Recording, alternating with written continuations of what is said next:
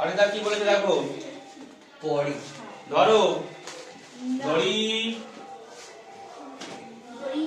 মোট জমি সমান 1 অংশ। এবার কি বলেছে দেখো, বলে জমির পরিমাণের অর্ধেকে 60 8 অংশ ভাইকে দিয়েছে। লেখো এবারে অতএব ভাইকে দিয়েছে সমান সমান দেখো জমির অর্ধেকের 7 8 সমান সমান 7 কে 7 আর 8 দুগুণে 16 অংশ। ভাইকে এটা দিয়েছে।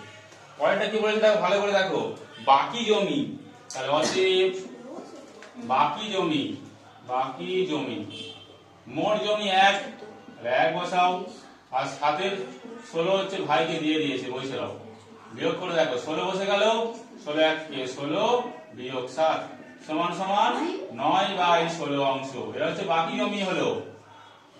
এবার বলেছে দেখো যে বাকি জমি 3 ছেলেকে সমান ভাগে ভাগ করে দিল, অতএব